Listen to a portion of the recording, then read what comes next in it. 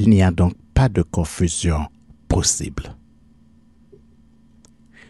N'est-il pas écrit, et je cite dans Colossiens le chapitre 2, les versets 9 et 10,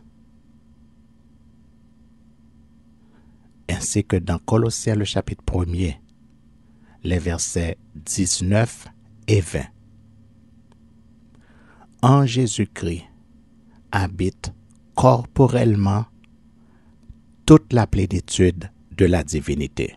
Vous avez tout pleinement en Jésus-Christ qui est le chef de toute domination et de toute autorité, car Dieu a voulu que toute plénitude habitât en Jésus-Christ. Dieu a voulu, par Jésus-Christ, réconcilier tout avec lui-même, tant ce qui est sur la terre que ce qui est dans les cieux, en faisant la paix par Jésus-Christ, par le sang de sa croix.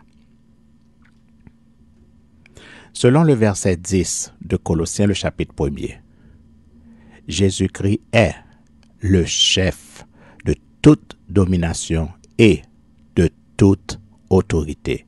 Et c'est pour cela que les démons doivent lui obéir. Jésus a encore dit, et je cite dans Jean le chapitre 14, les versets 6 et 7, « Je suis le chemin, la vérité et la vie. Nul ne vient au Père que par moi. Si vous me connaissiez, vous connaîtriez aussi mon Père. Et dès maintenant vous le connaissez et vous l'avez vu. » Selon ce texte, peu importe ta religion, peu importe ta croyance, peu importe le nom de ton Dieu, peu importe ta foi, la seule et unique manière d'atteindre Dieu, c'est par Jésus-Christ. Si tu penses que tu es en train de servir le Dieu de la création pendant que tu invoques un autre nom que celui de Jésus-Christ de Nazareth, tu te trompes et tu n'es pas en train de servir le Dieu de la création.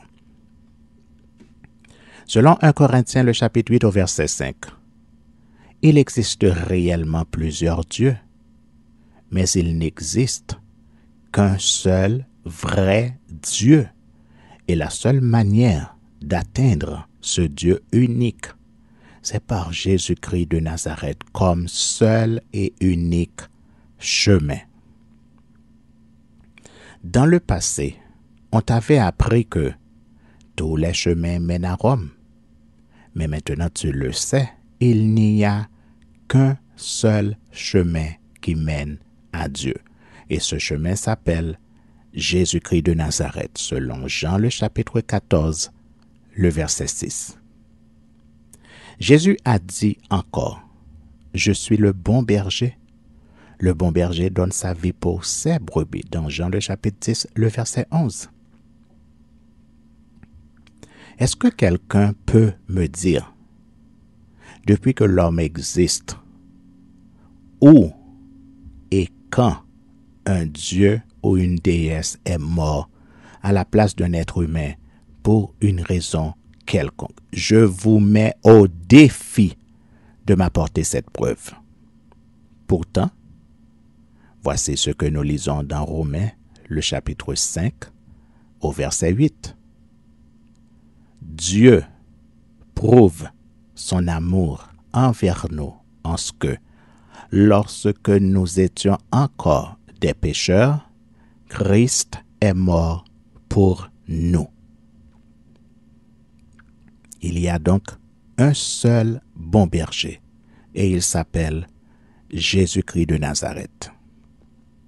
Jésus a encore dit, « Père, je veux que, là où je suis, ce que tu m'as donné soit aussi avec moi, afin qu'il voie ma gloire, la gloire que tu m'as donnée, parce que tu m'as aimé avant la fondation du monde. » Texte que vous pouvez lire dans Jean 17, le verset 24. Selon Jean 12, le verset 26, Jésus parle et dit, « Si quelqu'un me sert, qu'il me suive. Et là où je suis, là aussi sera mon serviteur. Si quelqu'un me sert, le Père l'honorera. »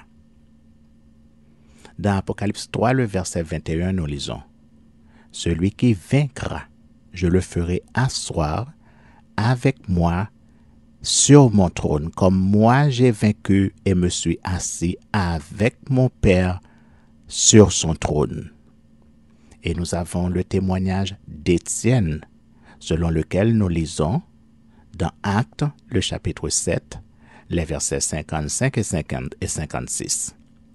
Étienne, rempli du Saint-Esprit et fixant les regards vers le ciel, vit la gloire de Dieu et Jésus debout à la droite de Dieu. Et il dit, « Voici, je vois les cieux ouverts et le Fils de l'homme debout à la droite de Dieu. » Jésus a dit, « Je suis Fils de Dieu » dans Matthieu 27, le verset 43 et Jean 10, le verset 36. « Je suis descendu du ciel » dans Jean le chapitre 6, le verset 42. « Si quelqu'un entend mes paroles et ne les garde point, ce n'est pas moi qui le juge, car je suis venu non pour juger le monde, mais pour sauver le monde. » Dans Jean le chapitre 12, le verset 47. « Je suis le pain de vie. Celui qui vient à moi n'aura jamais faim, et celui qui croit en moi n'aura jamais soif. » Dans Jean le chapitre 6, le verset 35. Jésus a dit, « Je suis l'alpha et l'oméga, le premier et le dernier, le commencement et la fin. » Dans Apocalypse 22, le verset 13. Il a dit, « Je suis la porte. Si quelqu'un entre par moi, il sera sauvé. Il entrera et il sortira et il trouvera des pâturages. » Dans Jean 10, le verset 9. Il a dit, Jésus n'a pas dit, « Je suis une porte », mais « Je suis la porte ». Je répète. Dans Jean, le chapitre 10, le verset 9, Jésus n'a pas dit, « Je suis une porte », mais « Je suis la porte ». Il a dit dans Matthieu 11, les versets 28 et 29, « Venez à moi, vous tous qui êtes fatigués et chargés, et je vous donnerai du repos. Prenez mon joug sur vous et recevez mes instructions, car je suis doux et humble de cœur, et vous trouverez du repos pour vos âmes, car mon joug est doux et mon fardeau léger. » Texte que vous pouvez lire dans Matthieu le chapitre 11, les versets 28 à 30. Il a encore dit, et je cite, « Je te loue, Père, Seigneur du ciel et de la terre, de ce que tu as caché ces choses aux sages et aux intelligents, et de ce que tu les as révélées aux enfants. Oui, Père, je te loue de ce que tu l'as voulu ainsi. Toutes choses m'ont été données par mon Père, et personne ne connaît le Fils, si ce n'est le Père. Personne non plus ne connaît le Père, si ce n'est le Fils, et celui à qui le Fils veut le révéler. » Selon Matthieu le chapitre 11, les versets 25 à 27. « Je suis la résurrection et la vie. Celui qui croit en moi vivra, quand même il serait mort. Et quiconque vit et croit en moi ne mourra jamais. » nous dit Jésus dans Jean le chapitre 11, les versets 25 et 26. Ainsi donc, selon ce texte, la mort spirituelle n'a plus de pouvoir sur celui qui croit en Jésus. En effet, la mort spirituelle, c'est la séparation d'avec Dieu. Et nous avons cette certitude dans Romains le chapitre 8. Et nous lirons tout le chapitre. Romains le chapitre 8 nous dit que dans Romains le chapitre 8, c'est un chapitre qui nous explique quelle est la foi du croyant. Nous lisons Romains, le chapitre 8. Il n'y a donc maintenant aucune condamnation pour ceux qui sont en Jésus-Christ. En effet, la loi de l'esprit de vie en Jésus-Christ m'a affranchi de la loi du péché et de la mort. Car, chose impossible à la loi, parce que la chair la rendait sans force, Dieu a condamné le péché dans la chair en envoyant à cause du péché son propre Fils dans une chair semblable à celle du péché. Et cela afin que la justice de la loi fût accomplie en nous qui marchons, non selon la chair, mais selon l'esprit. Ceux, en effet, qui vivent selon la chair s'affectionnent aux choses de la chair, tandis que ceux qui vivent selon l'esprit s'affectionnent aux choses de l'esprit. Et l'affection de la chair, c'est la mort, tandis que l'affection de l'esprit, c'est la vie et la paix. Car l'affection de la chair est inimitié contre Dieu parce qu'elle ne se soumet pas à la loi de Dieu et qu'elle ne le peut même pas. Or, ceux qui vivent selon la chair ne sauraient plaire à Dieu. Pour vous, vous ne vivez pas selon la chair, mais selon l'esprit, si du moins l'esprit de Dieu habite en vous. Si quelqu'un n'a pas l'esprit de Christ, il ne lui appartient pas. Et si Christ est en vous, le corps, il est vrai, est mort à cause du péché, mais l'esprit est vie à cause de la justice. Et si l'esprit de celui qui a ressuscité Jésus d'entre les morts habite en vous, celui qui a ressuscité Christ d'entre les morts rendra aussi la vie à vos corps mortels par son esprit qui habite en vous. Ainsi donc, frères, nous ne sommes point redevables à la chair pour vivre selon la chair. Si vous vivez selon la chair, vous mourrez. Mais si par l'esprit, vous faites mourir les actions du corps, vous vivrez. Car tous ceux qui sont conduits par l'Esprit de Dieu sont fils de Dieu. Et vous n'avez pas reçu un esprit de servitude pour être encore dans la crainte. Mais vous avez reçu un esprit d'adoption par lequel nous crions « Abba, Père ». L'Esprit lui-même rend témoignage à notre esprit que nous sommes enfants de Dieu. Or, si nous sommes enfants, nous sommes aussi héritiers, héritiers de Dieu et co-héritiers de Christ. Si toutefois nous souffrons avec lui, afin d'être glorifiés avec lui.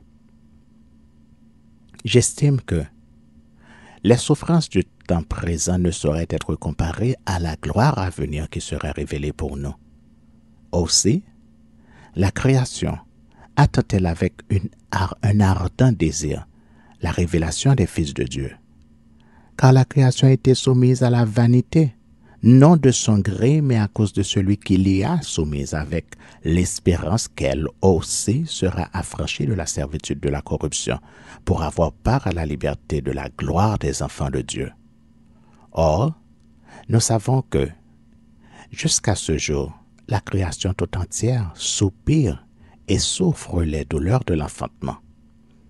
Et ce n'est pas elle seulement, mais nous aussi, qui avons les prémices de l'Esprit. Nous aussi nous soupirons en nous-mêmes en attendant l'adoption, la rédemption de notre corps. Car c'est en espérance que nous sommes sauvés. Or, l'espérance qu'on voit n'est plus espérance. Ce qu'on voit, peut-on l'espérer encore? Mais si nous espérons ce que nous ne voyons pas, nous l'attendons avec persévérance. De même aussi, l'Esprit nous aide dans notre faiblesse, car nous ne savons pas ce qu'il nous convient de demander dans nos prières. Mais l'Esprit lui-même intercède par des soupirs inexprimables. Et celui qui sonde les cœurs connaît quelle est la pensée de l'Esprit, parce que c'est selon Dieu qu'il intercède en faveur des saints.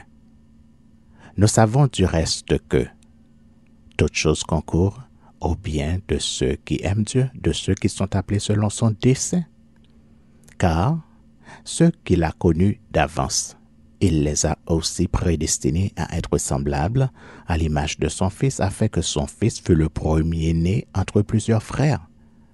Et ceux qu'il a prédestinés, il les a aussi appelés. Et ceux qu'il a appelés, il les a aussi justifiés. Et ceux qu'il a justifiés, il les a aussi glorifiés. Que dirons-nous donc à l'égard de ces choses? Si Dieu est pour nous, qui sera contre nous? Lui qui n'a point épargné son propre Fils, mais qui l'a délivré pour nous tous, comment ne nous donnera-t-il pas aussi toutes choses avec lui? Qui accusera les élus de Dieu? C'est Dieu qui justifie. Qui les condamnera? Christ est mort. Bien plus, il est ressuscité. Il est à la droite de Dieu et il intercède pour nous. Qui nous séparera de l'amour de Christ? Sera-ce la tribulation, ou l'angoisse, ou la persécution, ou la faim, ou la nudité, ou le péril, ou l'épée? Selon qu'il est écrit, c'est à cause de toi qu'on nous met à mort tout le jour, qu'on nous regarde comme des brebis destinées à la boucherie. Mais dans toutes ces choses, nous sommes plus que vainqueurs par celui qui nous a aimés. Car j'ai l'assurance que ni la mort, ni la vie, ni les anges, ni les dominations, ni les choses présentes, ni les choses à venir, ni les puissances, ni la hauteur, ni la profondeur, ni aucune autre créature ne pourra nous séparer de l'amour de Dieu manifesté en Jésus-Christ notre Seigneur. Voilà. Toute la foi du vrai chrétien est exprimée dans Romains, le chapitre 8. Vous rappelez-vous le vrai évangile de Jésus-Christ qui disait « Repentez-vous car le royaume de Dieu est proche » selon Matthieu le chapitre 3, le verset 2.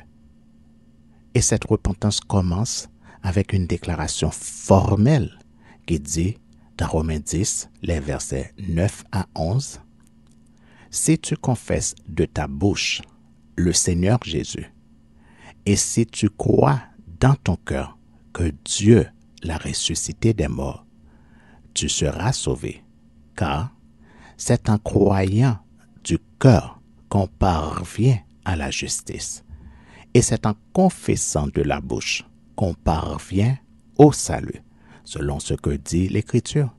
Quiconque croit en lui ne sera point confus. Convertissez-vous pour que vos péchés soient pardonnés. Lisons-nous dans Actes, le chapitre 3, le verset 19. Sanctifiez-vous parce que votre Dieu est saint. Lisons-nous dans le Lévitique 20, les versets 7 et 26, le Lévitique 11, le verset 44, et 1 Pierre 1er, les versets 15 et 16. Pardonnez-vous réciproquement, de même que le Christ vous a pardonné.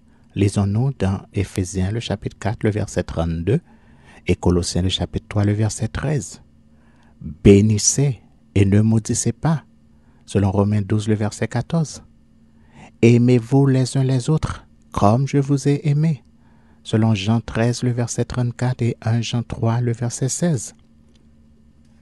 Veillez et priez en tout temps, afin de paraître debout devant le Fils de Dieu, selon Luc 21, le verset 36, afin de ne pas tomber dans la tentation, selon Matthieu 26, le verset 41, et Marc 14, le verset 38, afin d'être toujours prêt pour le retour de Jésus-Christ, selon Marc, le chapitre 13, le verset 33, parce que le Fils de Dieu viendra à l'heure où vous n'y penserez pas, selon Matthieu 24, le verset 44, et Luc 12, le verset 40. Que chacun de vous soit baptisé pour être sauvé, selon Marc 16, le verset 16, Actes, le chapitre 2, le verset 38, Romains, le chapitre 6, le verset 4, qui nous dit que le baptême signifie que nous sommes morts au péché. Et selon 1 Pierre le chapitre 3, au verset 21, qui nous dit que le baptême est l'engagement d'une bonne conscience envers Dieu. Travaillez à votre salut avec crainte et tremblement, selon Philippiens 2, le verset 12 et 1 Pierre 2, le verset 9. Travaillez non pour la nourriture qui périt, mais pour celle qui subsiste pour la vie éternelle, selon Jean 6, le verset 27. Sauvez-vous de cette génération perverse, selon Acte 2, le verset 40. Sauvez des âmes pour le Seigneur, selon Jacques 5, le verset 20 et Jude 1er, les versets 22 et 23. Exhortez-vous les uns les autres et marchons d'un même pas, selon Philippiens 3, les versets 15 et 16. Exhortez-vous les uns les autres chaque jour aussi longtemps qu'on peut dire aujourd'hui, selon Hébreux 3, le verset 13. Nous avons ces trois avertissements formels, selon lesquels ceux qui disent « Seigneur, Seigneur », n'entreront pas tous dans le royaume de Dieu, mais celui-là seul qui fait la volonté de Dieu, selon Matthieu 7, le verset 21. Et le Christ reviendra pour punir ceux qui ne connaissent pas Dieu et ceux qui n'obéissent pas à l'évangile de notre Seigneur Jésus, selon 2 Thessaloniciens, le chapitre 1er, les versets 6 à 9.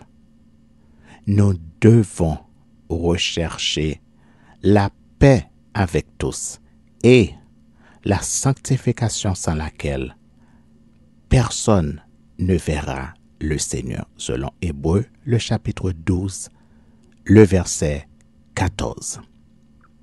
Voilà ce que dit le vrai évangile de Jésus-Christ et de ses apôtres. Vous rappelez-vous de cet évangile? Ce n'est pas un évangile basé sur la doctrine des hommes et la doctrine des religions. Ce n'est pas un évangile qui vous invite à acheter la grâce de Dieu avec des dons et des offrandes. Et ce n'est pas un évangile qui vous invite à vous méfier de l'autre croyant parce que vous n'êtes pas de la même église, parce que vous n'avez pas le même pasteur. Ce n'est pas un évangile qui divise les chrétiens avec des dénominations, au contraire. Le vrai évangile de Jésus-Christ et de ses apôtres nous dit, et je cite, dans Éphésiens le chapitre 4, les versets 1 à 5. Je vous exhorte donc, moi, le prisonnier dans le Seigneur, à marcher d'une manière digne de la vocation qui vous a été adressée, en toute humilité et douceur, avec patience, vous supportant les uns les autres avec charité, vous efforçant de conserver l'unité de l'esprit par le lien de la paix. Il y a un seul corps et un seul esprit, comme vous avez été appelés à une seule espérance par votre vocation. Il y a un seul Seigneur, une seule foi, un seul baptême, un seul Dieu et Père de tous, qui est au-dessus de tous et parmi tous et en tous. Et selon 1 Corinthiens 8, les versets 5 à 7, nous lisons: S'il est des êtres qui sont appelés Dieu, soit dans le ciel, soit sur la terre, comme il existe réellement plusieurs dieux et plusieurs seigneurs. Néanmoins, pour nous, il n'y a qu'un seul Dieu, le Père, de qui viennent toutes choses et pour qui nous sommes, et un seul Seigneur, Jésus-Christ, par qui sont toutes choses et par qui nous sommes. Mais cette connaissance n'est pas chez tous. Mais en vérité, aujourd'hui, l'Église de Jésus-Christ est tellement divisée qu'on se demande honnêtement s'ils adorent tous le même Dieu. Et si la réponse est oui, alors pourquoi ils sont divisés? Je vous invite maintenant à comparer ce que nous venons de lire avec les discours flatteurs des pasteurs qui refusent de vous exhorter à la sanctification sans laquelle personne ne verra le Seigneur, selon Hébreux le chapitre 12, le verset 14. Ouvrez les yeux et comparez leur discours avec le vrai évangile de Jésus-Christ, selon lequel il est écrit, et je cite dans Hébreux, le chapitre 12, les versets 12 à 29. Fortifiez donc vos mains languissantes et vos genoux affaiblis, et suivez avec vos pieds des voies droites, afin que ce qui est boiteux ne dévie pas, mais plutôt se raffermisse. Recherchez la paix avec tous, et la sanctification sans laquelle personne ne verra le Seigneur. Veillez à ce que nul ne se prive de la grâce de Dieu, à ce qu'aucune racine d'amertume poussant des rejetons ne produise du trouble et que plusieurs n'en soient infectés, à ce qu'il n'y ait ni impudique ni profane, comme Ésaü qui pour un mets vendit son droit d'aînesse. Vous savez que plus tard, voulant obtenir la bénédiction, il fut rejeté, quoiqu'il la sollicita avec larmes, car son repentir ne peut avoir aucun effet. Vous ne vous êtes pas approché d'une montagne qu'on pouvait toucher et qui était embrasée par le feu, ni de la nuit, ni des ténèbres, ni de la tempête, ni du retentissement de la trompette, ni du bruit des paroles telles que ceux qui l'entendirent demandèrent qu'il ne leur en fût adressé aucune de plus. Car ils ne supportaient pas cette déclaration. Si même une bête touche la montagne, elle sera lapidée. Et ce spectacle était si terrible que Moïse dit, « Je suis épouvanté et tout tremblant. » Mais vous vous êtes approché de la montagne de Sion, de la cité du Dieu vivant, la Jérusalem céleste des myriades qui forment le cœur des anges, de l'assemblée des premiers-nés inscrits dans les cieux, du juge qui est le Dieu de tous, des esprits des justes parvenus à la perfection, de Jésus qui est le médiateur de la nouvelle alliance et du sang de l'aspersion qui parle mieux que celui d'Abel. Gardez-vous de refuser d'entendre celui qui parle, car si ceux-là n'ont pas échappé, qui refusèrent d'entendre celui qui publiait les oracles sur la terre, combien moins échapperons-nous si nous nous détournons de celui qui parle du haut des cieux, lui dont la voix alors ébranla la terre et qui maintenant a fait cette promesse. Une fois encore, j'ébranlerai non seulement la terre, mais aussi le ciel. Ces mots, une fois encore, indiquent le changement des choses ébranlées, comme étant faites pour un temps, afin que les choses inébranlables subsistent. C'est pourquoi, recevant un royaume inébranlable, montrons notre reconnaissance en rendant à Dieu un culte qui lui soit agréable avec piété et avec crainte, car notre Dieu est aussi un feu dévorant. Croyez-vous que l'Église de Jésus-Christ serait telle qu'elle est aujourd'hui si les pasteurs prêchaient le vrai évangile de Jésus-Christ? Si leur premier objectif n'était pas de remplir les bancs des églises? Voilà pourquoi Jésus appelle ces églises des synagogues de Satan dans Apocalypse 2 et dans Apocalypse 3 au verset 9. Apocalypse 2, tout le chapitre, et Apocalypse, le chapitre 3, au verset 9. C'est-à-dire, vous commencez à partir de Apocalypse, le chapitre 2, et vous vous arrêtez au verset 9 de Apocalypse, le chapitre 3. Et vous vous étonnez des paroles de Jésus qui dit, et je cite dans Matthieu, le chapitre 24, au verset 24, « Il s'élèvera de faux Christ et de faux prophètes. Ils feront de grands prodiges et des miracles au point de séduire, s'il était possible, même les élus. » Et encore dans Luc le chapitre 18 au verset 8, nous lisons, « Quand le Fils de l'homme viendra, trouvera-t-il la foi sur la terre? » Ce qui, je le reconnais, cause de la confusion dans l'esprit de beaucoup de gens, c'est d'accepter que Jésus est Dieu. Point final. Dans 1 Timothée, le chapitre 1er au verset 17, nous lisons. C'est une parole, enfin, nous allons commencer à partir du verset 15. 1 Timothée, le chapitre 1er, nous lirons les versets 15 à 17. C'est une parole certaine et entièrement digne d'être reçue, que Jésus-Christ est venu dans le monde pour sauver les pécheurs dont je suis le premier. Mais j'ai obtenu miséricorde afin que Jésus-Christ fît voir en moi le premier toute sa longanimité pour que je servisse d'exemple à ceux qui croiraient en lui pour la vie éternelle. Au roi des siècles, immortel, invisible, seul Dieu soit honneur et gloire au siècle des siècles. Amen. Le verset 17 nous dit que Jésus est le seul Dieu. En effet, la question est simple à savoir.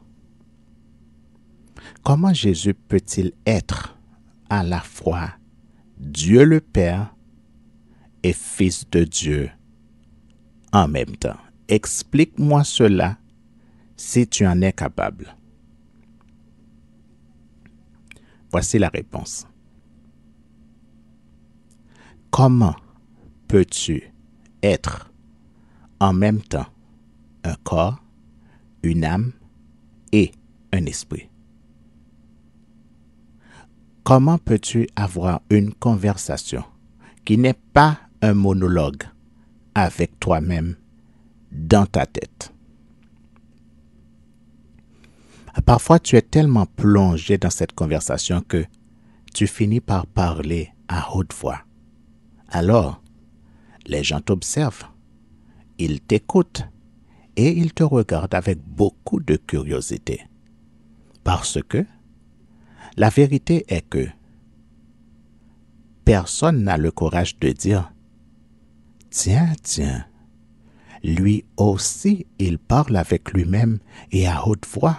Donc, je ne suis pas le seul, moi qui pensais que j'étais fou. » Si tu te mets devant un miroir, tu vois ton image ou ton reflet. Mais lorsque tu es dans un songe ou dans un rêve et que tu te regardes directement et sans intermédiaire, comme dans un miroir, qui est en train de te dévisager dans le rêve ou dans le songe que toi, tu es en train d'avoir? C'est cela, le mystère de la Trinité. Et nous allons citer quelques textes pour vous aider à le comprendre. David a dit, et je cite dans le psaume 119, « Tes mains m'ont créé, elles m'ont formé. Donne-moi l'intelligence pour que j'apprenne tes commandements. » Les esprits, Lucifer, Satan le diable et les démons savent mieux que toi qui est Jésus. Souviens-toi de la déclaration des démons. C'était dans Luc le chapitre 4, le verset 34 et dans Marc le chapitre 1er, les versets 24 à 28. Je sais qui tu es, le Saint de Dieu. Jésus le menaça en disant, « Tais-toi et sors de cet homme. » Et l'esprit impur sortit de cet homme en l'agitant avec violence et en poussant un grand cri. Tous furent saisis de stupéfaction, de sorte qu'ils se demandaient les uns aux autres, « Qu'est-ce que ceci? Une nouvelle doctrine? » Il commande avec autorité même aux esprits impurs et ils lui obéissent. Et sa renommée se répandit aussitôt dans tous les lieux environnants de la Galilée. Dans Luc le chapitre 8, les versets 27 à 33, nous lisons, et je cite, Lorsque Jésus fut descendu à terre, il vint au-devant de lui un homme de la ville qui était possédé par plusieurs démons. Depuis longtemps, il ne portait point de vêtements et avait sa demeure non dans une maison, mais dans les sépulcres. Ayant vu Jésus, il poussa un cri, se jeta à ses pieds et dit d'une voix forte, « Qu'y a-t-il entre moi et toi, Jésus, Fils du Dieu Très-Haut? Je t'en supplie, ne me tourmente pas. » Car Jésus commandait à l'esprit impur de sortir de cet homme dont il s'était emparé depuis longtemps. On le gardait lié de chaînes et les fers aux pieds, mais il rompait les liens et il était entraîné par le démon dans les déserts. Jésus lui demanda, « Quel est ton nom? » « Légion, répondit-il, car plusieurs démons étaient entrés en lui. Et il priait instamment Jésus de ne pas leur ordonner d'aller dans l'abîme. Il y avait là dans la montagne un grand troupeau de pourceaux qui paissaient, et les démons supplièrent Jésus de leur permettre d'entrer dans cet pourceau. Il le leur permit. Les démons sortirent de cet homme, entrèrent dans les pourceaux, et le troupeau se précipita des pentes escarpées dans le lac et se noya. Les démons priaient instamment Jésus de ne pas leur ordonner d'aller dans l'abîme. Les disciples de Jésus ont reconnu et ils ont témoigné de leur bouche que Jésus est Dieu. Et je cite dans Jean le chapitre 20, les versets 24 à 29. Thomas, appelé Didyme, l'un des 12, n'était pas avec eux lorsque Jésus vint. Les autres disciples lui dirent donc, « Nous avons vu le Seigneur. » Mais il leur dit, « Si je ne vois dans ses mains la marque des clous, et si je ne mets mon doigt dans la marque des clous, et si je ne mets ma main dans son côté, je ne croirai point. » 8 jours après, les disciples de Jésus étaient de nouveau dans la maison, et Thomas se trouvait avec eux. Jésus vint, les portes étant fermées, se présenta au milieu d'eux et dit, « La paix soit avec vous. » Puis, il dit à Thomas, « Avance ici ton doigt et regarde mes mains. Avance aussi ta main et mets-la dans mon côté, et ne sois pas incrédule, mais crois. » Thomas lui répondit, « Mon Seigneur et mon Dieu. » Jésus lui dit, « Parce que tu m'as vu, tu as cru. Heureux ceux qui n'ont pas vu et qui ont cru. » Thomas appelle Jésus « Mon Seigneur et mon Dieu. » Dans 1 Jean le chapitre 5 au verset 20, nous lisons, « Nous savons que nous sommes de Dieu et que le monde entier est sous la puissance du malin. Nous savons aussi que le Fils de Dieu est venu et qu'il nous a donné l'intelligence pour connaître le véritable. Et nous sommes dans le véritable, en son Fils Jésus-Christ. C'est lui qui est le Dieu véritable et la vie éternelle. Petits enfants, gardez-vous des idoles. Dans Isaïe 44, les versets 6 à 25, nous lisons, « Ainsi parle l'Éternel, roi d'Israël, et son Rédempteur, l'Éternel des armées. Je suis le premier et je suis le dernier, et hors moi, il n'y a point de Dieu. Qui a, comme moi, fait des prédictions? Qu'il le déclare et me le prouve. Depuis que j'ai fondé le peuple ancien, qu'ils annoncent l'avenir et ce qui doit arriver. N'ayez pas peur et ne tremblez pas. Ne l'ai-je pas dès longtemps annoncé et déclaré? Vous êtes mes témoins. Y a-t-il un autre Dieu que moi? Il n'y a pas d'autre rocher, je n'en connais point. Ceux qui fabriquent des idoles ne sont tous que vanité, et leurs plus belles œuvres ne servent à rien.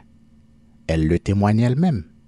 Elles n'ont ni la vue ni l'intelligence afin qu'ils soient dans la confusion. Qui est-ce qui fabrique un Dieu, au fond une idole, pour n'en retirer aucune utilité? Voici tous ceux qui y travaillent seront confondus, et les ouvriers ne sont que des hommes. Qu'ils se réunissent tous, qu'ils se présentent, et tous ensemble, ils seront tremblants et couverts de honte. Le forgeron fait une hache, il travaille avec le charbon, et il la façonne à coups de marteau. Il la forge d'un bras vigoureux, mais a-t-il faim? Le voilà sans force. Ne boit-il pas d'eau? Le voilà épuisé. Le charpentier étend le cordeau, fait un tracé au crayon, façonne le bois avec un couteau. Il marque ses dimensions avec le compas, et il produit une figure d'homme, une belle forme humaine, pour qu'elle habite dans une maison.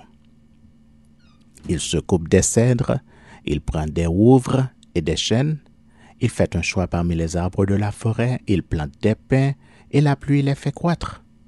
Ces arbres servent à l'homme pour brûler. Il en prend et il se chauffe. Il y met aussi le feu pour cuire du pain. Et il en fait également un Dieu qu'il adore. Il en fait une idole devant laquelle il se prosterne. Il brûle au feu la moitié de son bois.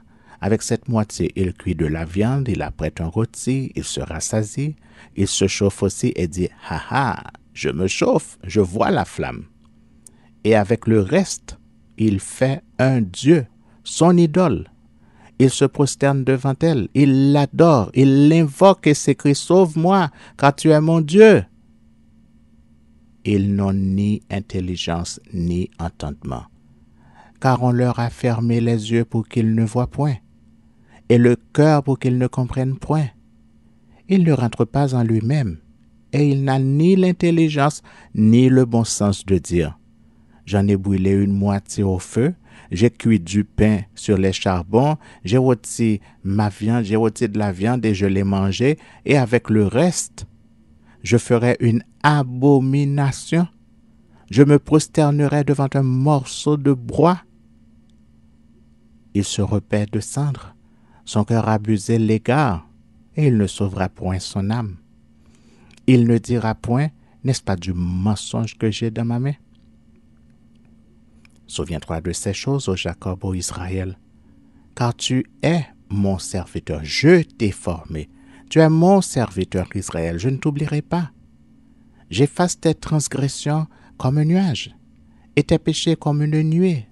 Reviens à moi, car je t'ai racheté. Cieux, réjouissez-vous, car l'Éternel a agi. Profondeur de la terre, retentissez d'allégresse. Montagne, éclatez en cris de joie. Vous aussi, forêt, avec tous vos arbres, car l'Éternel a racheté Jacob. Il a manifesté sa gloire en Israël. Ainsi parle l'Éternel, ton Rédempteur, celui qui t'a formé dès ta naissance. Moi, l'Éternel, j'ai fait toutes choses. Seul, j'ai déployé les cieux. Seul, j'ai étendu la terre. J'anéantis les signes des prophètes de mensonges et je proclame insensés les devins. Je fais reculer les sages et je tourne leur science en folie. Jean nous dit que Jésus-Christ est le Dieu véritable et la vie éternelle. Dans Jean 14, les versets 8 à 11, nous lisons « Philippe lui dit, « Seigneur, montre-nous le Père et cela nous suffit. » Jésus lui dit, « Il y a si longtemps que je suis avec vous, et tu ne m'as pas connu, Philippe? Celui qui m'a vu a vu le Père. comment dis-tu, montre-nous le Père? Ne crois-tu pas que je suis dans le Père et que le Père est en moi? Les paroles que je vous dis, je ne les dis pas de moi-même. Et le Père qui demeure en moi, c'est lui qui fait les œuvres. Croyez-moi, je suis dans le Père et le Père est en moi. Croyez du moins à cause de ses œuvres. Jésus déclare de sa bouche qu'il est Dieu le Père, parce que celui qui le voit, voit le Père. Dans Matthieu le chapitre 2, les versets 1 et 2 et le verset 11, les rois mages qui n'adoraient que Dieu seul, ils ont adoré Jésus. Et je cite, « Jésus étant né à Bethléem en Judée au temps du roi Hérode, voici des mages d'Orient arrivèrent à Jérusalem et dirent, « Où est le roi des Juifs qui vient de naître? Car nous avons vu son étoile en Orient et nous sommes venus pour l'adorer. » Ils entrèrent dans la maison, virent le petit enfant avec Marie sa mère, se prosternèrent et l'adorèrent. Ils ouvrirent ensuite leur trésor et lui offrirent en présent de l'or, de l'encens et de la myrrhe. Je vous rappelle qu'un roi mage est en même temps un roi et un sacrificateur du Dieu vivant. C'est donc quelqu'un qui connaît le premier commandement qui dit « Tu adoreras le Seigneur ton Dieu et tu le serviras lui seul. » Une multitude d'anges ont adoré Jésus. Et je cite dans Luc le chapitre 2, les versets 8 à 20. Il y avait dans cette même contrée des bergers qui passaient dans les champs les veilles de la nuit pour garder leurs troupeaux. Et voici, un ange du Seigneur leur apparut, et la gloire du Seigneur resplendit autour d'eux. Ils furent saisis d'une grande frayeur, mais l'ange leur dit, « Ne craignez point, car je vous annonce une bonne nouvelle qui sera pour tout le peuple, le sujet d'une grande joie. C'est qu'aujourd'hui, dans la ville de David, il vous est né un sauveur qui est le Christ, le Seigneur. Et voici à quel signe vous le reconnaîtrez.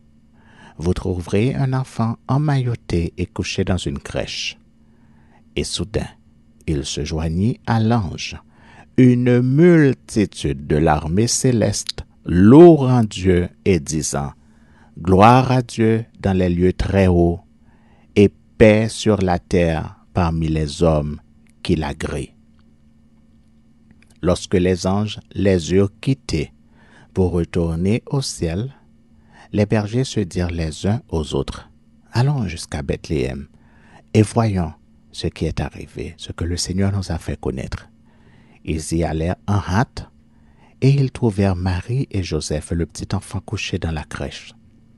Après l'avoir vu, ils racontèrent ce qui leur avait été dit au sujet de ce petit enfant. Tous ceux qui les entendirent furent dans l'étonnement de ce que leur disaient les bergers. Marie gardait toutes ces choses et les repassait dans son cœur. Et les bergers s'en retournèrent, glorifiant et louant Dieu pour tout ce qu'ils avaient entendu et vu, et qui était conforme à ce qui leur avait été annoncé. Une multitude de l'armée céleste s'est joint à l'ange pour adorer l'enfant Jésus. Dans Matthieu le chapitre 14, les versets 19 à 33, nous lisons, « Jésus fit asseoir la foule sur l'herbe, prit les 5 pains et les 2 poissons, et levant les yeux vers le ciel, il rendit grâce. Puis, il rompit les pains et les donna aux disciples, qui les distribuèrent à la foule. Tous mangèrent et furent rassasiés, et l'on emporta 12 paniers pleins des morceaux qui restaient. Ceux qui avaient mangé étaient environ 5000 hommes, sans les femmes et les enfants. Aussitôt après, il obligea les disciples à monter dans la barque et à passer avant lui de l'autre côté, pendant qu'il renverrait la foule. Quand il l'eut renvoyé, il monta sur la montagne pour prier à l'écart. Et comme le soir était venu, il était là, seul. La barque, déjà au milieu de la mer, était battue par les flots, car le vent était contraire. À la 4e veille de la nuit, Jésus alla vers eux, marchant sur la mer. Quand les disciples le virent marcher sur la mer, ils furent troublés et dirent, « C'est un fantôme. » Et dans leur frayeur, ils poussèrent des cris.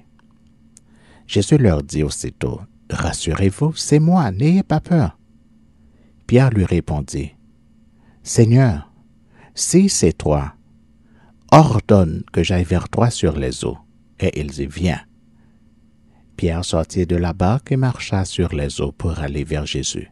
Mais, voyant que le vent était fort, il eut peur. Et comme il commençait à enfoncer, il s'écria, « Seigneur, sauve-moi !» Aussitôt Jésus étendit la main, le saisit et lui dit, « Homme de peu de foi, pourquoi as-tu douté ?»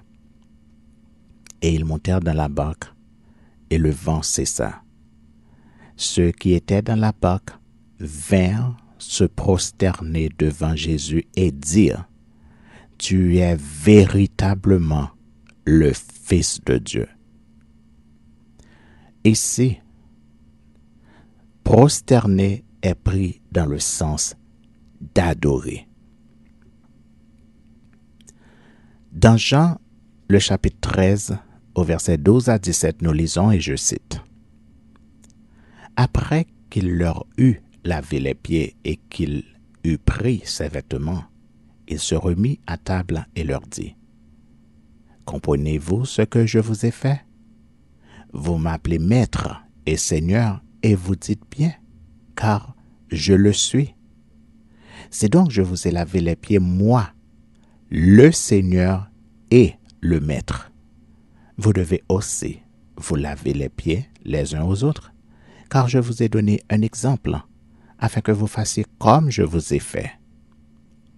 En vérité, je vous le dis, le serviteur n'est pas plus grand que son Seigneur, ni l'apôtre plus grand que celui qui l'a envoyé. Si vous savez ces choses, vous êtes heureux, pourvu que vous les pratiquiez. »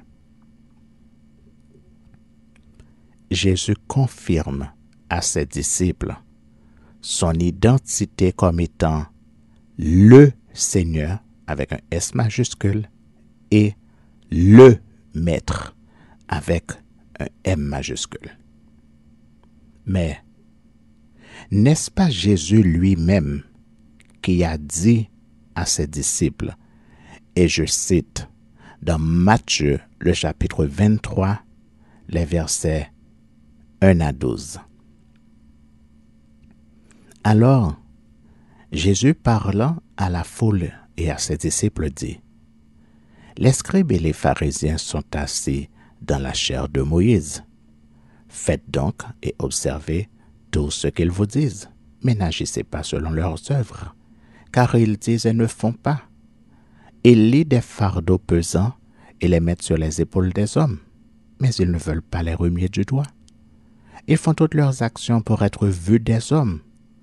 Ainsi, ils portent de larges phylactères et ils ont de longues franges à leurs vêtements.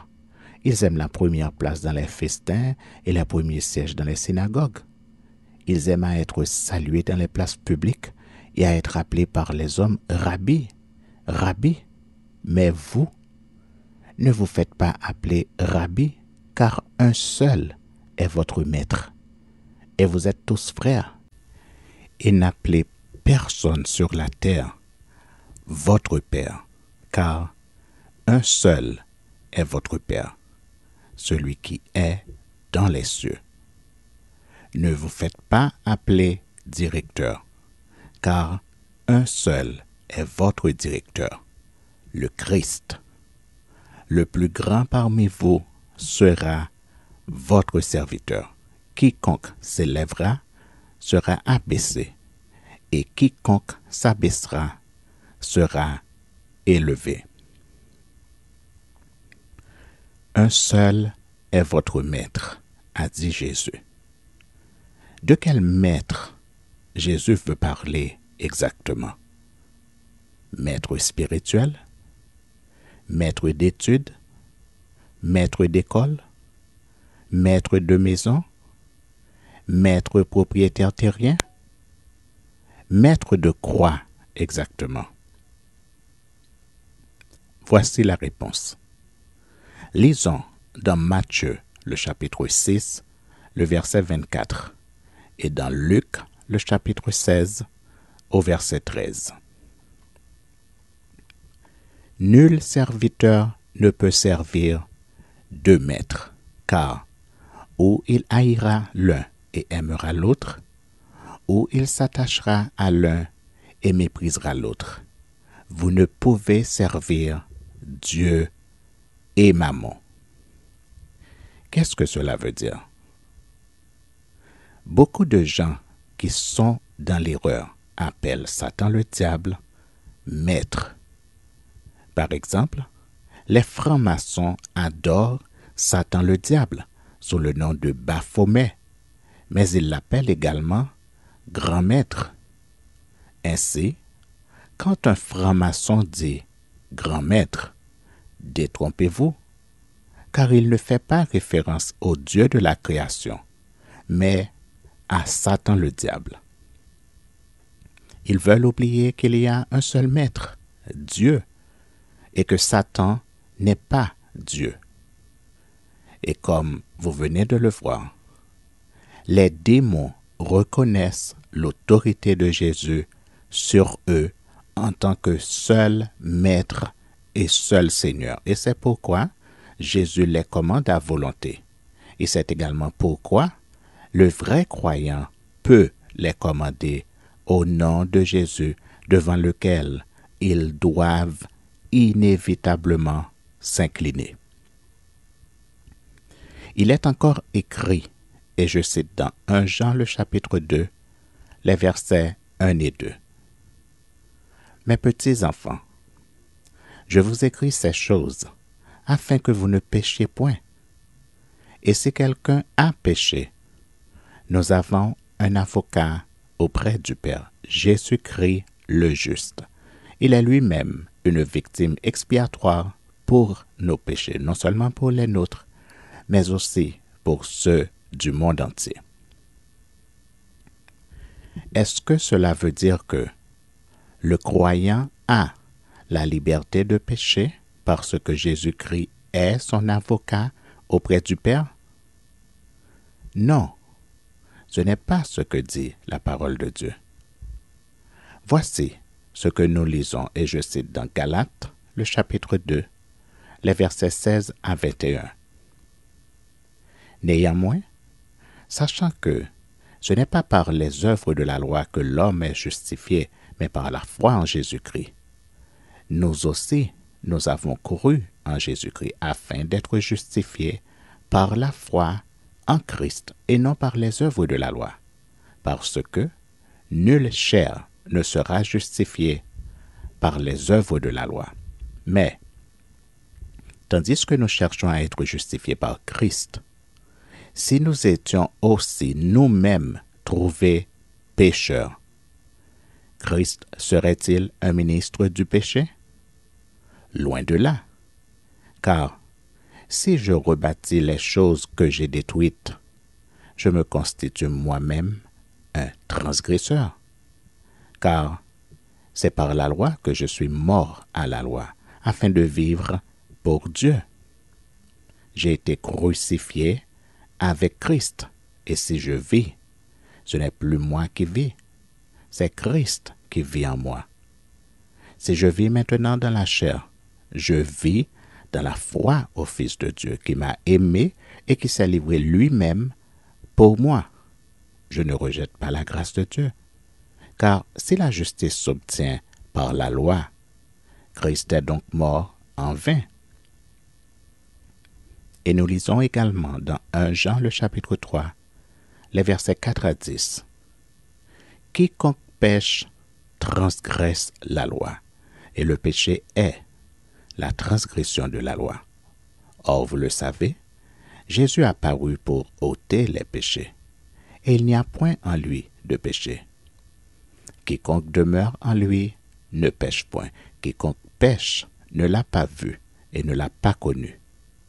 Petits enfants, que personne ne vous séduise. Celui qui pratique la justice est juste, comme lui-même est juste. Celui qui pêche est du diable, car le diable pêche dès le commencement. Le Fils de Dieu apparut afin de détruire les œuvres du diable.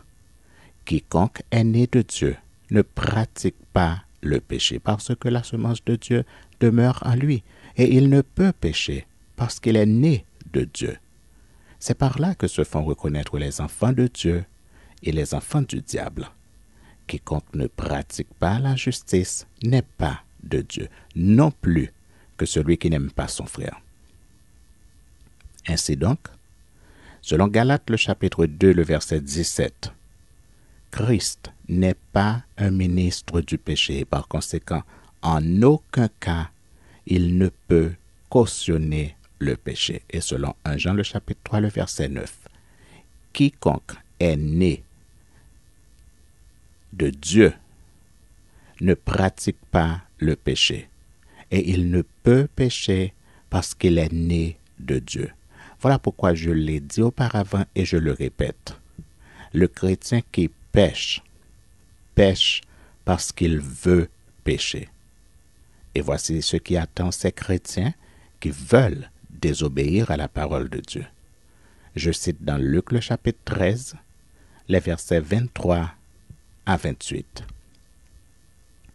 Quelqu'un lui dit, « Seigneur, n'y a-t-il que peu de gens qui soient sauvés? » Il leur répondit, « Efforcez-vous d'entrer par la porte étroite, car je vous le dis, beaucoup chercheront à entrer et ne le pourront pas. Quand le maître de la maison se sera levé et aura fermé la porte, et que vous, étant dehors, vous commencerez à frapper à la porte en disant, « Seigneur, Seigneur, ouvre-nous. » Il vous répondra, « Je ne sais d'où vous êtes. » Alors vous vous mettrez à dire, « Nous avons mangé et bu devant toi, et tu as enseigné dans nos rues. » Et il répondra, « Je vous le dis, je ne sais d'où vous êtes. Retirez-vous de moi, vous tous, ouvriers d'iniquité. » C'est là qu'il y aura des pleurs et des grincements de dents, quand vous verrez Abraham, Isaac et Jacob et tous les prophètes dans le royaume de Dieu, et que vous serez jetés dehors. Dans Matthieu le chapitre 7, les versets 21 à 23, nous lisons, « Ceux qui me disent, Seigneur, Seigneur, n'entreront pas tous dans le royaume des cieux, mais celui-là seul qui fait la volonté de mon Père qui est dans les cieux. Plusieurs me diront en ce jour-là, Seigneur, Seigneur, n'avons-nous pas prophétisé par ton nom? N'avons-nous pas chassé des démons par ton nom? Et n'avons-nous pas fait beaucoup de miracles par ton nom? Alors je leur dirai ouvertement, je ne vous ai jamais connus. Retirez-vous de moi, vous qui commettez l'iniquité. » Et si ces deux textes ne sont pas suffisamment clairs, voici encore ce que nous lisons dans 2 Thessaloniciens le chapitre 1er, les versets 6 à 10. Car il est de la justice de Dieu de rendre l'affliction à ceux qui vous affligent et de vous donner à vous qui êtes affligés du repos avec nous lorsque le Seigneur Jésus apparaîtra du ciel avec les anges de sa puissance au milieu d'une flamme de feu pour punir ceux qui ne connaissent pas Dieu et ceux qui n'obéissent pas à l'évangile de notre Seigneur Jésus. Ils auront pour châtiment une ruine éternelle loin de la face du Seigneur et de la gloire de sa force lorsqu'il reviendra pour être en ce jour-là glorifié dans ses saints et admiré dans tous ceux qui auront cru, car notre témoignage auprès de vous a été cru. Ce texte qui est on ne peut plus clair nous dit au verset 8 et 9 que ceux qui ne connaissent pas Dieu et ceux qui n'obéissent pas à l'évangile de notre Seigneur Jésus auront pour châtiment une ruine éternelle loin de la face du Seigneur et de la gloire de sa force. Comme vous pouvez le constater, il n'y aura pas de purgatoire comme l'enseigne l'Église catholique apostolique romaine. Selon la parole de Dieu, il y a le paradis et l'enfer, et il n'existe pas de purgatoire. En effet, la parole de Dieu est claire, nette et sans appel. Et c'est ce que nous lisons dans Matthieu le chapitre 7 au verset 21 qui dit, et je cite, « Ceux qui me disent « Seigneur, Seigneur », n'entreront pas tous dans le royaume des cieux, mais celui-là seul qui fait la volonté de mon Père qui est dans les cieux. » Voilà pourquoi il est écrit, et je cite dans Jacques le chapitre 1er le verset 22, « Mettez en pratique la parole, et ne vous bornez pas à l'écouter en vous trompant vous-même par de faux raisonnements. » Maintenant qu'il est clair que ce sont ceux qui obéissent à la parole de Dieu qui seront sauvés. Assurez-vous que vous obéissez à la parole de Dieu. Nous venons de lire dans 1 Jean le chapitre 3 les versets 7 et 8 et je cite, « Petits enfants, que personne ne vous séduise. Celui qui pratique la justice est juste comme lui-même est juste. Celui qui pêche est du diable, car le diable pêche dès le commencement. Le Fils de Dieu apparut afin de détruire les œuvres du diable. »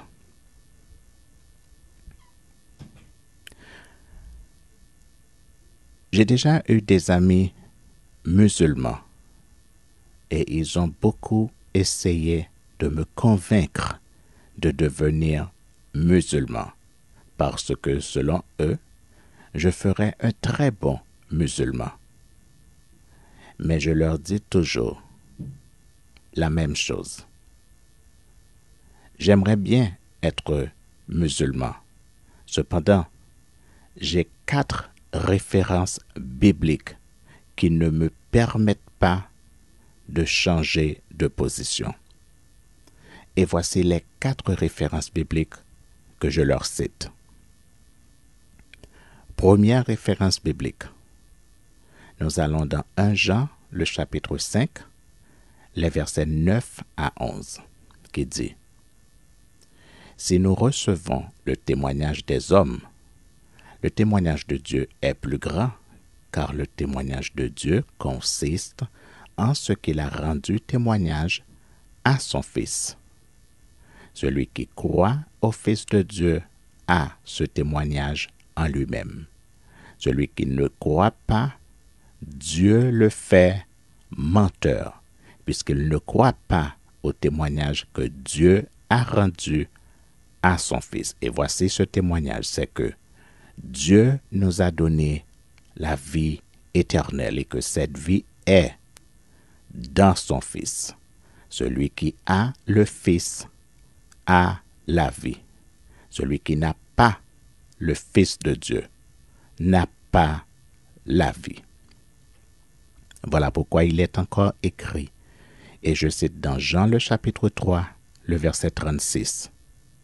Celui qui croit au Fils a la vie éternelle.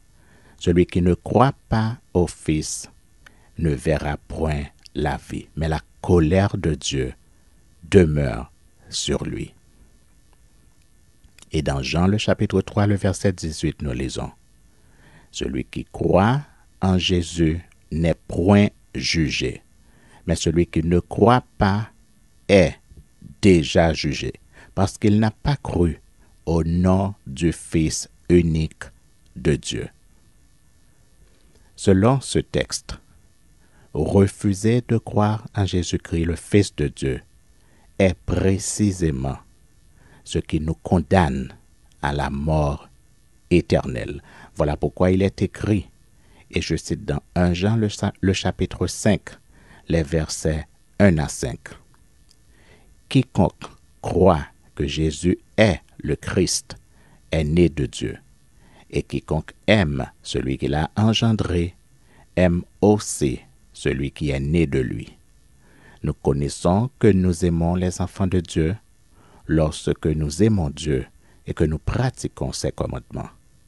Car l'amour de Dieu consiste à garder ses commandements, et ses commandements ne sont pas pénibles, parce que tout ce qui est né de Dieu triomphe du monde, et la victoire qui triomphe du monde, c'est notre foi. Qui est celui qui a triomphé du monde, sinon celui qui croit que Jésus est le Fils de Dieu?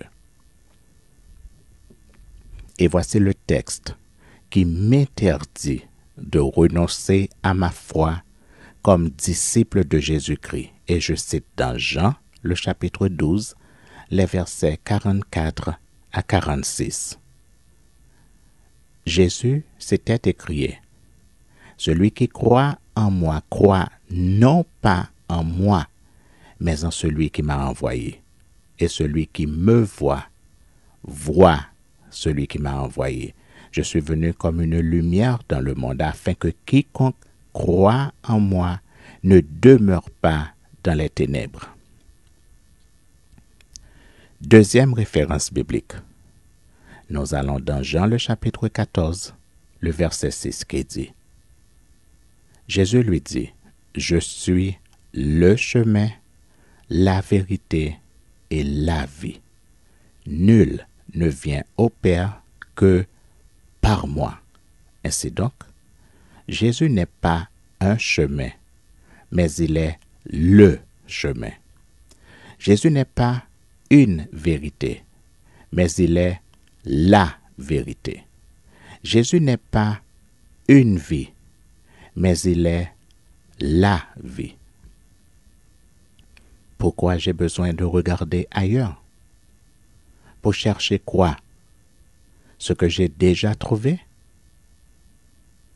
En vérité, si je devrais regarder ailleurs, je ressemblerais à celui qui cherche ses lunettes pendant qu'il les utilise. Voici une déclaration des disciples de Jésus que nous trouvons dans 1 Jean, le chapitre 5, les versets 18 à 21. Nous savons que quiconque est né de Dieu ne pêche point, mais celui qui est né de Dieu se garde lui-même et le malin ne le touche pas. Nous savons que nous sommes de Dieu et que le monde entier est sous la puissance du malin. Nous savons aussi que le Fils de Dieu est venu et qu'il nous a donné l'intelligence pour connaître le véritable. Et nous sommes dans le véritable, en son Fils Jésus-Christ. C'est lui qui est le Dieu véritable et la vie éternelle. Petits enfants, gardez-vous des idoles. Je répète le verset 20 pour vous. Nous savons aussi que le Fils de Dieu est venu et qu'il nous a donné l'intelligence pour connaître le véritable. Et nous sommes dans le véritable en son Fils Jésus-Christ. C'est lui qui est le Dieu véritable et la vie éternelle. Troisième référence biblique. Nous allons dans Actes, le chapitre 4, le verset 12, qui dit « Jésus est la pierre rejetée par vous qui bâtissez et qui est devenue la principale de l'angle. Il n'y a de salut en aucun autre, car il n'y a sous le ciel aucun autre nom qui ait été donné parmi les hommes par lequel nous devions être sauvés. » Ce qui signifie que, hors de Jésus, il n'y a point de salut, selon le verset 12. Ce texte nous dit que le seul nom qui peut sauver est celui de Jésus et aucun autre nom. Quatrième et dernière référence biblique.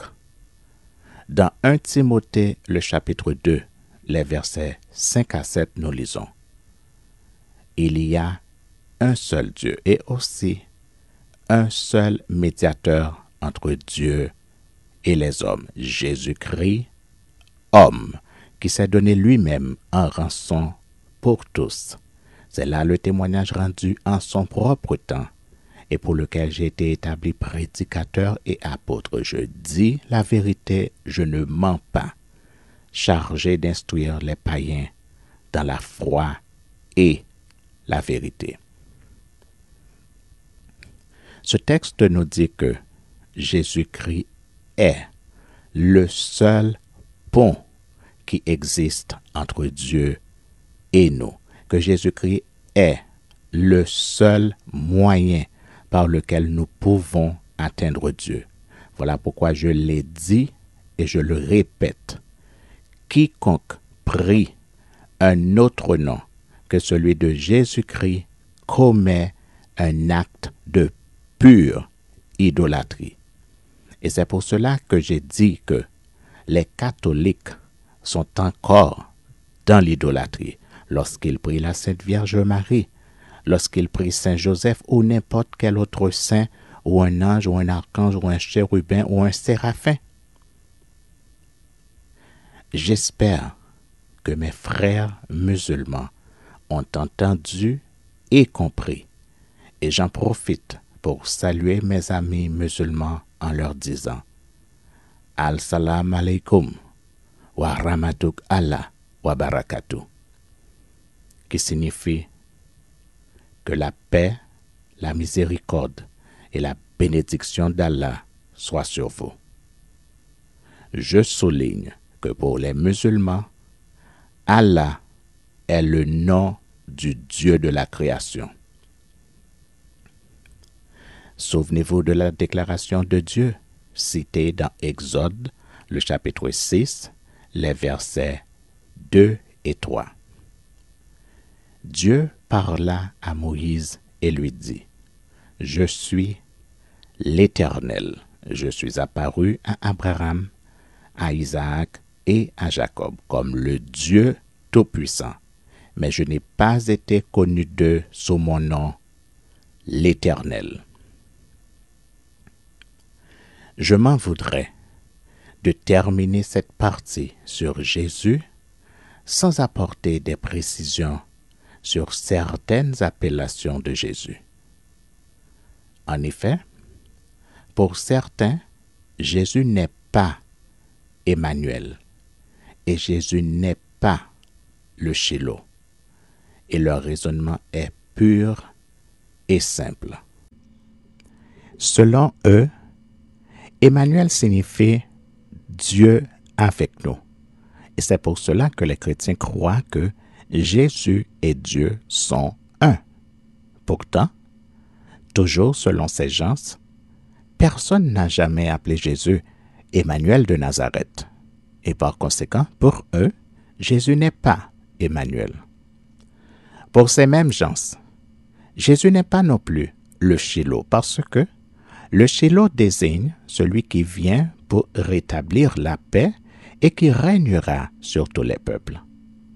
Ceux et celles qui pensent ainsi, ce sont ceux qui sont encore dans la confusion concernant Jésus-Christ dans son intégralité.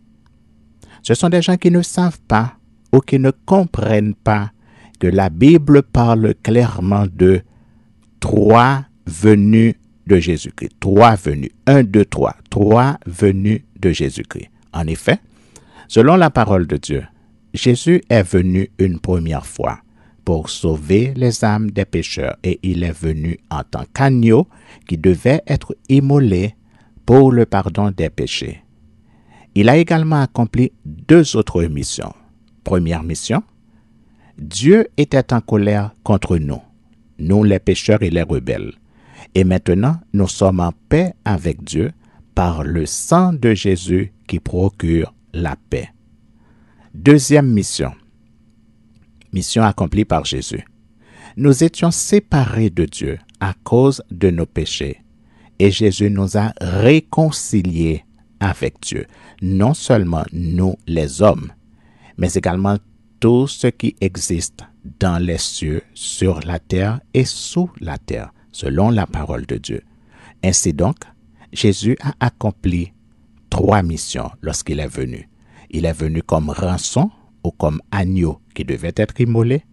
Il a établi la paix entre Dieu et nous et il a réconcilié Dieu avec la création. Quand Jésus est parti, il a formellement promis qu'il reviendra chercher son Église qui doit rentrer dans le repos de Dieu. Selon sa déclaration, nous serons aux cieux avec lui et avec Dieu pendant 1000 ans. Et il reviendra uniquement pour chercher les morts en Christ et son Église. Et il retournera aux cieux immédiatement. C'est ce que nous appelons la deuxième venue de Christ. Et c'est ce qui occasionnera ce que nous appelons l'enlèvement des croyants ou l'enlèvement des chrétiens.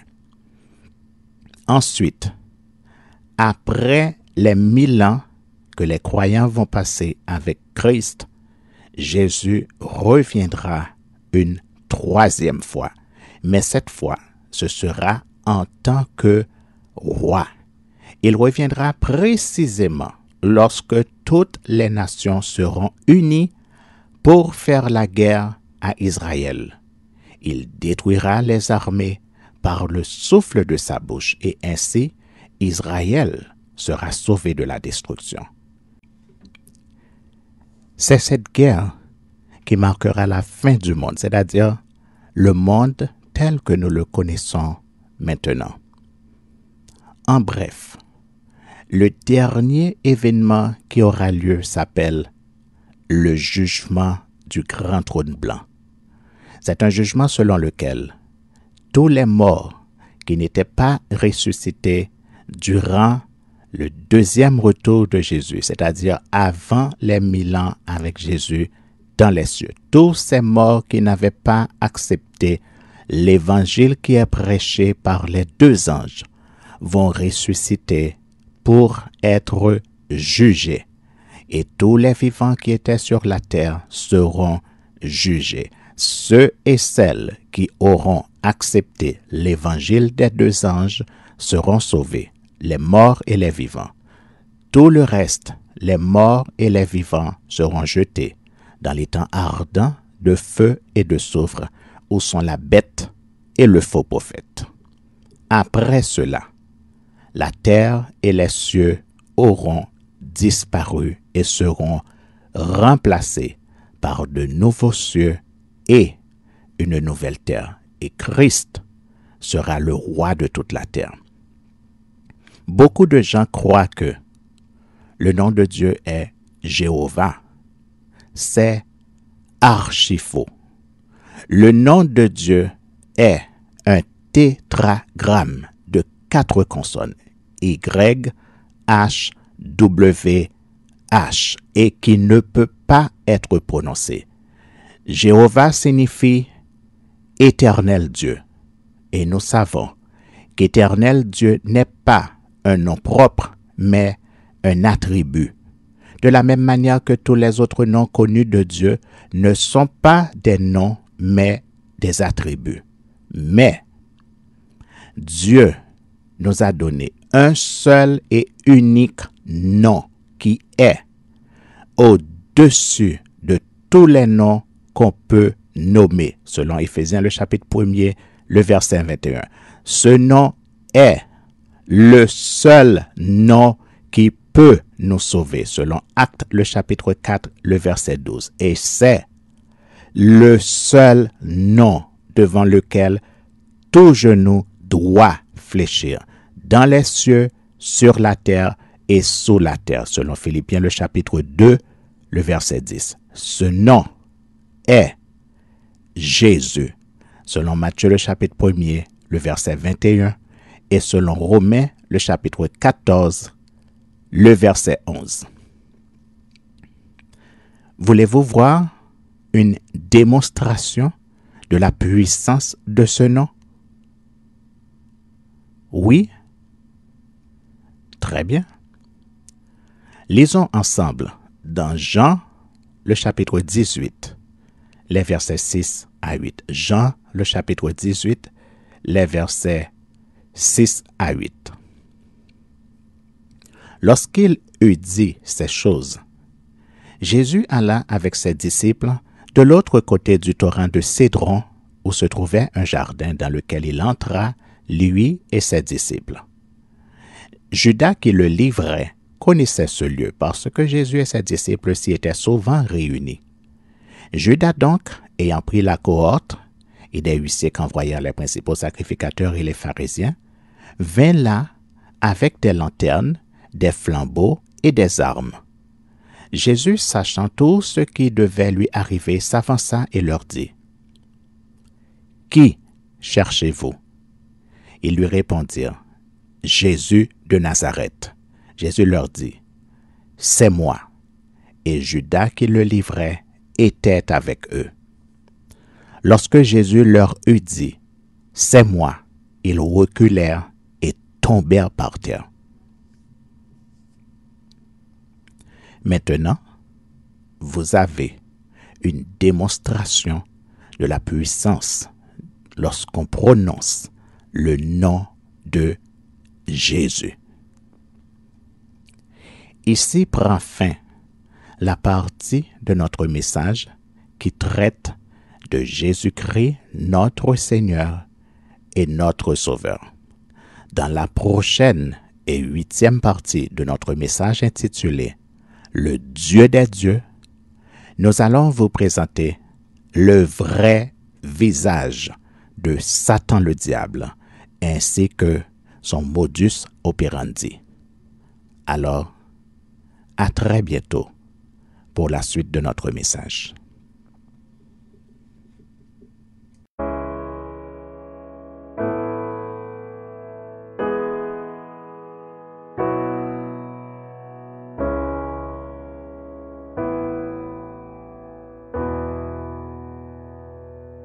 Quelle puissance dans le nom de Jésus. Quelle puissance dans le nom de Jésus. Quelle puissance dans le nom de Jésus. Pour briser les chaînes, briser les chaînes, briser les chaînes.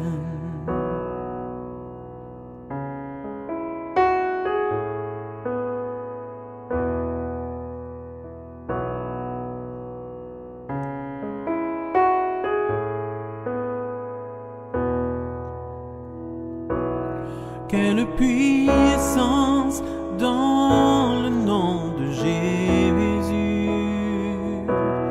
Quelle puissance dans le nom de Jésus. Quelle puissance dans le nom de Jésus.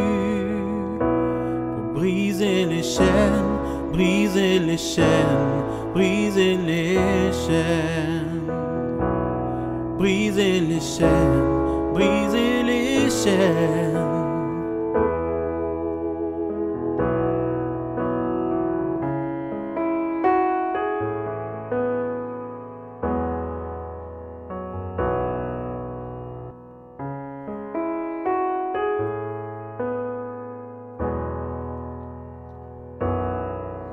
Ton sacrifice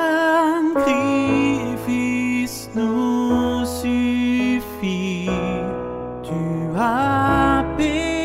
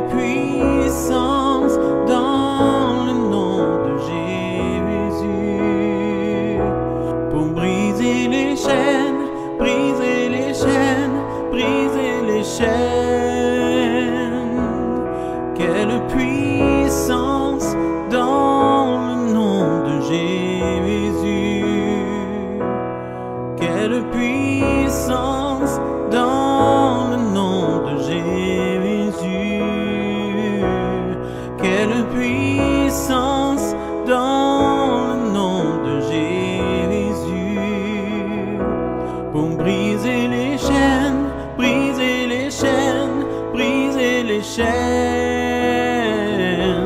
pour briser les chaînes, briser les chaînes, briser les chaînes.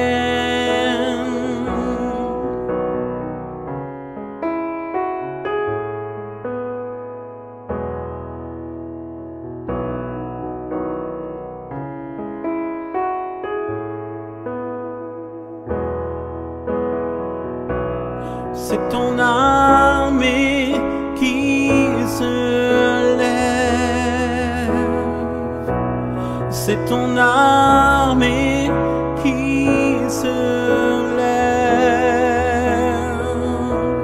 c'est ton armée